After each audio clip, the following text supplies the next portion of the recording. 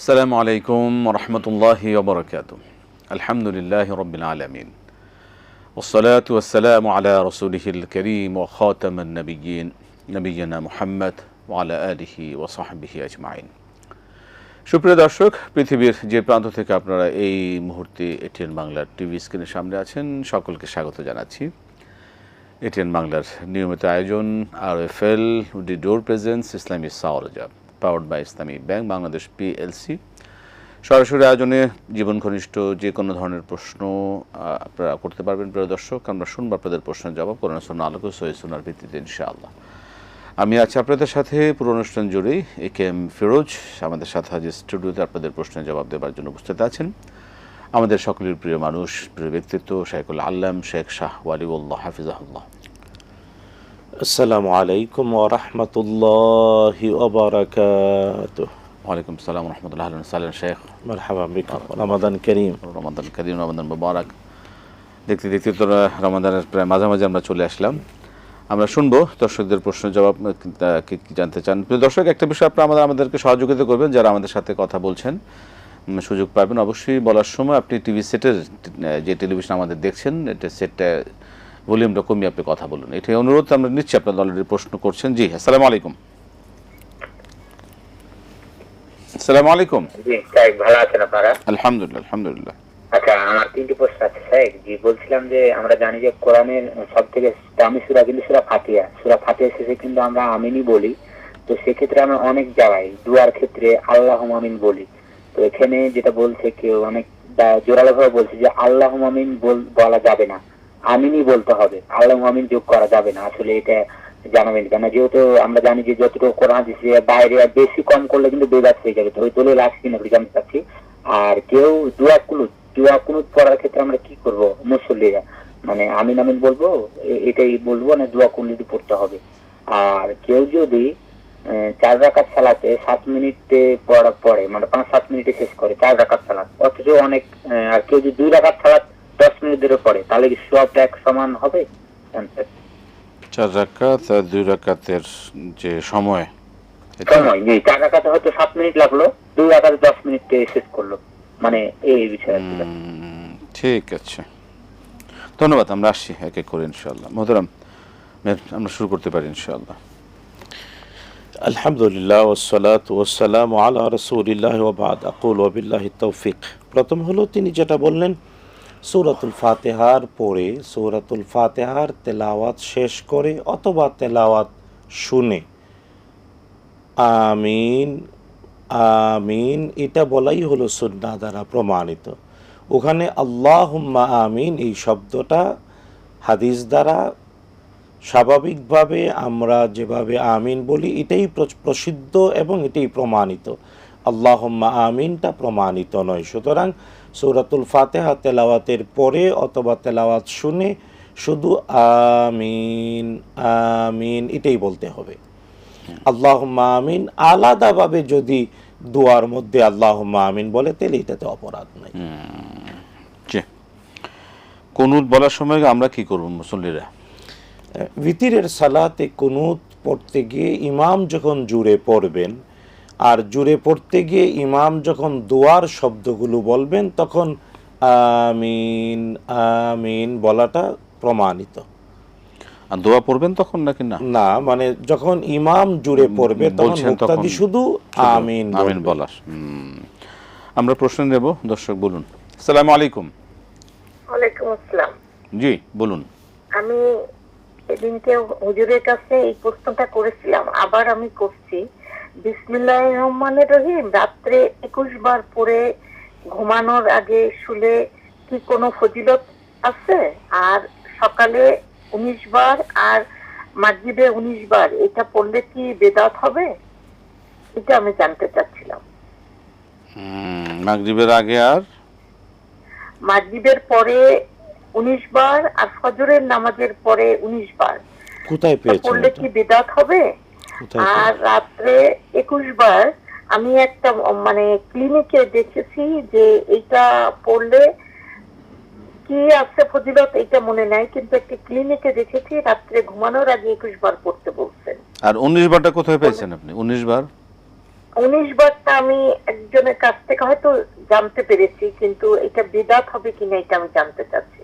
ঠিক আছে, যে ধন্যবাদ। আমি ফজরে আর ঠিক আছে, মাগরিবে ঠিক যদি আছে, এটা ঠিক আছে। পড়ি আর রাত্রে ঘুমানোর আগে 21 বার পড়ি, আচ্ছা, ঠিক আছে, এটা আচ্ছা, ঠিক আছে, ধন্যবাদ। জানতে চাচ্ছি। জি, আমরা শুনবো। আচ্ছা, রাখি। আসসালামু আলাইকুম। জি, আমরা আসছি, আপনার প্রশ্ন জবাব শুনবো। আরও প্রশ্ন রয়েছে আমাদের, কিন্তু এর আগে একটা বিরতি নিয়ে আসতে হবে আমাদের। প্রিয় দর্শক, সময় হলো একটি বিরতি নেবার। আমরা আবারও আসছি আপনাদের সামনে সরাসরি আয়োজনে একটা বিরতির পর।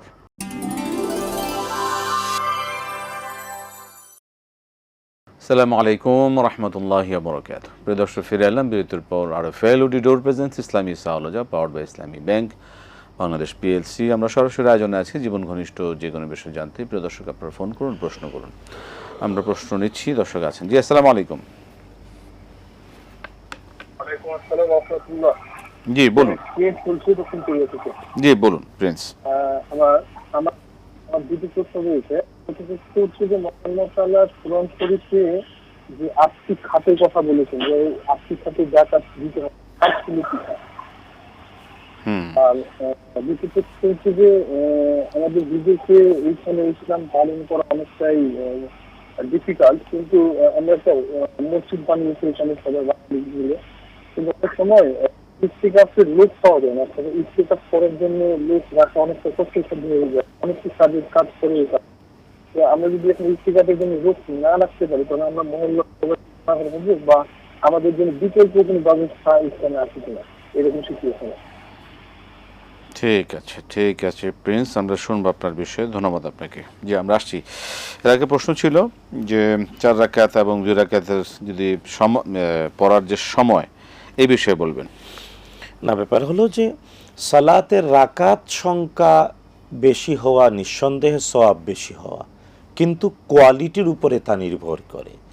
যদি সব আরকানগুলো যথাযথ আদায় হয়, তাদিলে আরকান সহ দীর্ঘ কেরাত সহ, তাইলে রাকাত বেশি হওয়াটা সন্দেহ নাই মর্যাদার। কিন্তু যদি তিনি যেভাবে বললেন যে 4 রাকাত পড়তে যতটুকু সময় লাগে ততটুকু সময়ে 2 রাকাত পড়লেন একেবারে তাদিলে আরকাত সহ, তাইলে কোয়ান্টিটির চেয়ে কোয়ালিটিটার মর্যাদা হলো বেশি।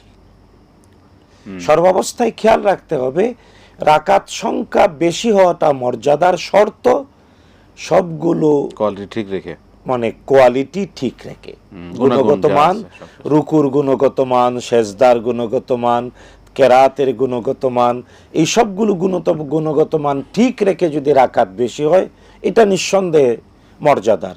কিন্তু সর্বাবস্থায় কোয়ালিটি বা গুণগত মানটারই মর্যাদা বেশি।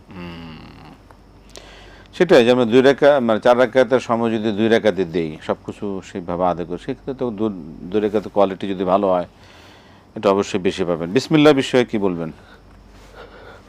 না, উনি যেভাবে বলছেন এটা হয়তো বা কেউ বলেছে, কোনো ব্যক্তি আমল করেছে, আর কোরআনে কারীমের আয়াত হওয়ার কারণে নিঃসন্দেহের মর্যাদা আছে, কিন্তু এটাকে ওয়াজিব মনে করা, ফরজ মনে করাতে বিদআত হবে। এমনি নিজের ইচ্ছা আমল করলেন, কোনো অসুবিধা নেই, আমল করতেই পারে। কিন্তু যে 21 বার ঘুমানোর আগে এবং 19 বার এটা কোনো ব্যক্তির ব্যক্তিগত অভিজ্ঞতার ভিত্তিতে বলেছে, হতেই পারে। শরীয়তে এটা নিষেধ না।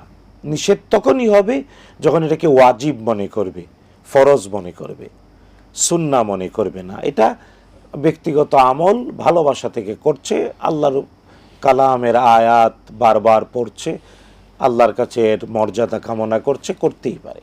কিন্তু এটাকে সুন্নাহ মনে করা, ওয়াজিব মনে করা, ফরজ মনে করা যাবে না। একান্ত অপশনাল হিসেবে, ঐচ্ছিক বিষয় হিসেবে করছে। আমাদের প্রিন্স সাহেবের প্রশ্ন, 8টি খাত জাকাতের কি কি? এটা 9 নম্বর সূরা আত-তাওবা এর 60 নম্বর আয়াতে আল্লাহ তাআলা বলেছেন, 1 নম্বর ইন্নামাস সাদাকাতু লিল ফুকারা, যাকাত দিতে হবে নিঃস্বদেরকে, যাদের কিচ্ছু নাই। 2 নম্বর ওয়াল মাসাকিন, যারা মিসকিন অর্থাৎ অল্প আছে, চলে না। 3 নম্বর ওয়াল আমিলিন আলাইহা, যাকাত আদায় এবং বন্টনের কাজে নিয়োজিত সরকারি কর্মকর্তা কর্মচারী, তাদের বেতন ভাতা। 4 নম্বর ওয়াল মুআল্লাফাতি কুলুবুহুম, যাদের হৃদয় জয় করা প্রয়োজন। আর এক্ষেত্রে হলো প্রথম মুসলিম, দরিদ্র, কিন্তু দরিদ্র আবার মুসলিম কিন্তু নামাজ রোজা করে না, তাকে বলতে হবে আল্লাহ তোমাকে ধনীর সম্পত্তির 2.5% যখন উদ্বৃত্ত থাকবে 1 বছর, এর 2.5%-এর মালিক করে দিয়েছেন। যে আল্লাহ তোমাকে ধনীর সম্পত্তিতে অংশ দিয়েছেন, ওই আল্লাহকে সেজদা দাও, ইবাদতে উদ্বুদ্ধ করতে হবে। এটা হলো ওয়াল মুআল্লাফাতি কুলুবুহুম। যদিও এর আরেকটা অবস্থা হলো যে হ্যাঁ, অমুসলিম কিন্তু যদি ইসলামের দিকে ধাবিত হয়, দরিদ্র, তাকে জাকাত দিয়ে আর্থিক সহযোগিতা করে ইসলামে ধাবিত করা যায়। এটাও কিন্তু এটা দ্বিতীয় পর্যায়ে, আমাদের দেশের জন্য প্রথম পর্যায়ে, এটা হলো চতুর্থ। পঞ্চম হলো ওয়াল গারিমিন, যারা ঋণগ্রস্ত, না আমি ভুল বলছি, পঞ্চম অফির রেকাব।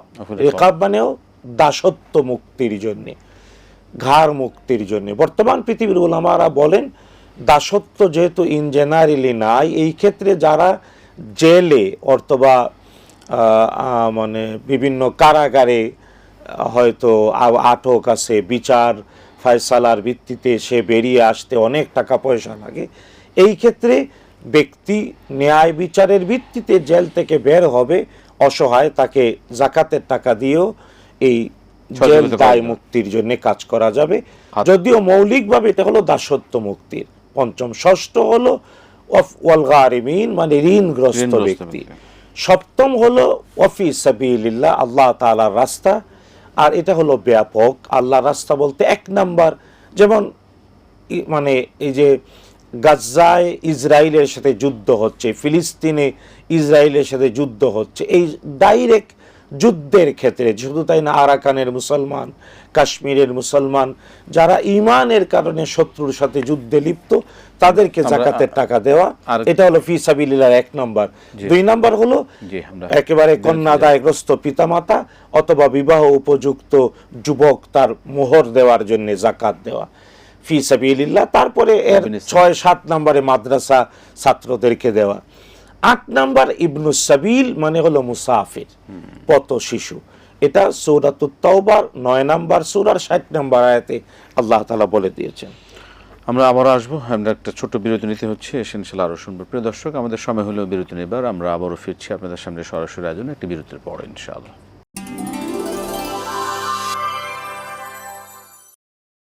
আসসালামু আলাইকুম ওয়া রাহমাতুল্লাহি ওয়া বারাকাতুহু। প্রিয় দর্শক, ফিরে এলাম বিরতির পর। RFL door presence Islami সালজা powered by Islami bank Bangladesh PLC. আমরা সরাসরি আয়োজনে আছি। জীবন ঘনিষ্ঠ যে কোনো বিষয় জানতে প্রশ্ন করুন, ফোন করুন। আমরা প্রশ্ন নেব, তার আগে যে প্রশ্ন শুনলাম আমাদের প্রিন্স ভাইয়ের প্রশ্ন, যেটা উনি সম্ভবত কোরিয়াতে থাকেন, ওখান থেকে বলুন যে আমাদের এখানে তো এতেকাফের জন্য যদি লোক পাওয়া না যায়, সেক্ষেত্রে বিকল্প কি ব্যবস্থা আছে বা কি করণীয়? প্রথম হলো এতেকাফ সুন্নাহ, তবে আমাদের হানাফি মাযহাব অনুযায়ী উলামাদের অভিমত হলো সুন্নাহ মুআক্কাদায়ে কেফায়া।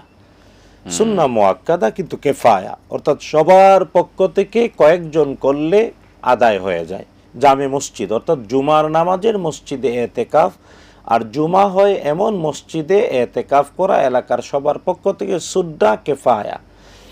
কিন্তু যদি কোথাও এতেকাফের জন্য লোকজন না পাওয়া যায়, তাইলে একটা জিনিস জানা উচিত, এটা তো ওয়াজিব না এবং এটা ফরজও না। সুতরাং এটা নিয়ে উদ্বুদ্ধ করা যে কেউ একটু বসুক, চেষ্টা করা।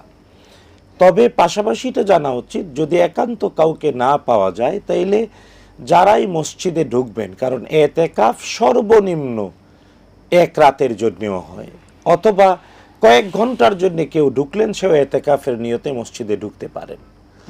এই জন্যে যে মসজিদে এলাকার কারো পক্ষ থেকে এতেকাফ করার সুযোগ নাই, তাইলে যারা নিয়মিত মুসল্লি তারা যাতে নিজেদের মধ্যে চর্চা করেন, আমরা যতক্ষণ মসজিদে ঢুকবো এতেকাফের নিয়তে ঢুকবো এবং আল্লাহর কাছে ক্ষমা চাইব, আর উদ্বুদ্ধ করব যাতে সত্যিই অন্তত 3 দিন অথবা 10 দিন কেউ এতেকাফ করেন। খুবই খুবই সুন্দর পরামর্শ। আমরা যাব একটা প্রশ্নে। যে দর্শক, আসসালামু আলাইকুম।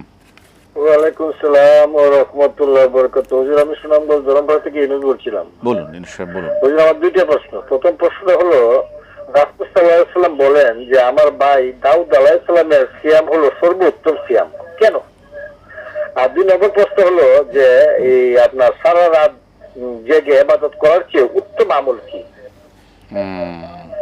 ঠিক আছে, সারা রাত থেকে ইবাদত থেকে ঠিক আছে, ধন্যবাদ। আমরা মোহতারাম, জি, প্রথম প্রশ্ন যে দাউদ আলাইহিস সালামের সিয়াম সর্বোচ্চ সিয়াম, এর কারণ হলো দাউদ আলাইহিস সালাম একদিন রোজা রাখতেন আর একদিন ভাঙতেন, তারপরে আবার রাখতেন। এই যে একদিন গ্যাপ দিয়ে দিয়ে রোজা রাখতেন দাউদ আলাইহিস সালাম, এই জন্য রাসূলুল্লাহ সাল্লাল্লাহু আলাইহি ওয়াসাল্লাম বলছেন দাউদ আলাইহিস সালামের রোজা হলো উত্তম রোজা। একদিন রোজা রাখতেন, একদিন ভাঙতেন, তারপরে রাখতেন, এইভাবে। কোন আমল আছে যেটা সারা রাত ইবাদত থেকে উত্তম? দেখুন, মানে সারা রাতের ইবাদতের চেয়েও উত্তম আমল বললে জ্ঞান চর্চা করা। এক মুহূর্ত জ্ঞান চর্চা 60 বছর নফল ইবাদতের চেয়ে শ্রেষ্ঠ, হাদিস দ্বারা প্রমাণিত। জ্ঞান চর্চার বিকল্প নাই। আর হ্যাঁ, এমনি হাদিস দ্বারা যেমন রমাদান করিমে রাসূলুল্লাহ সাল্লাল্লাহু আলাইহি ওয়াসাল্লাম যেভাবে উদ্বুদ্ধ করেছেন, মসজিদে কেউ এশার সালাত আদায় করলেন, এশার 4 রাকাত ফরজের পরে 2 রাকাত সুন্নত শেষ করে ইমাম যখন তারাবির শুরু করলেন, ইমাম যতক্ষণ পড়ালেন, এটা কয় রাকাত প্রশ্ন না, হাদিস হলো ইমাম যতক্ষণ পড়ালেন ততক্ষণ যে ব্যক্তি ইমামের সাথে ইক্তেদা করে ঘরে চলে গেল, তারপরে ঘুমালো, তারপরে শেষ রাতে উঠলো, ফজর সুহুর খেলো, ফজর পড়লো, তাইলে সারা রাত জেগে ইবাদত তার আমল নামায় লিখে দেয়া হয়। জি, আমরা একটা প্রশ্ন নেব, শেষ প্রশ্ন। জি, আসসালামু আলাইকুম, বলুন। ওয়ালাইকুম আসসালাম। আমার একটা প্রশ্ন ছিল। বলুন। আমার আম্মুর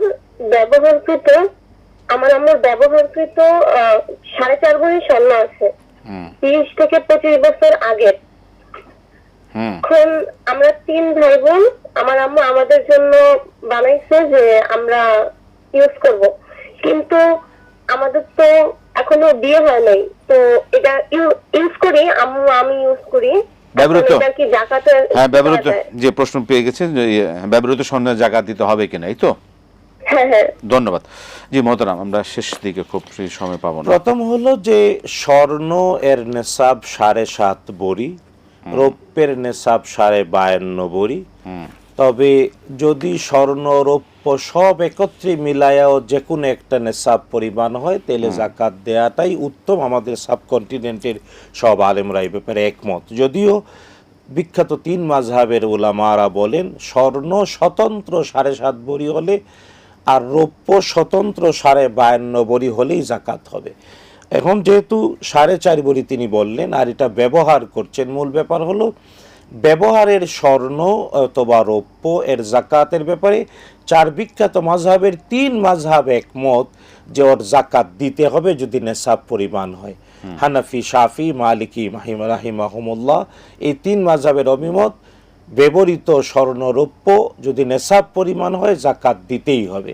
কেবল হাম্বলি মাযহাব, সৌদি আরবের সরকারি মাযহাব, আমরা শেষ করব। হাম্বলি মাযহাবের অভিমত হলো যে ব্যবহৃত স্বর্ণ এর যাকাত লাগবে না, কারণ একটা বিশুদ্ধ হাদিস এর পক্ষে রয়েছে। জি, তো যে কোনো একটা মানতে পারেন। আমরা শেষ করব আজকে। আপনাকে অসংখ্য ধন্যবাদ শেখ, জাযাকাল্লাহ খায়র, বারাকাল্লাহু ফিকুম। প্রিয় দর্শক, আজকে আমাদের আয়োজন শেষ হলো।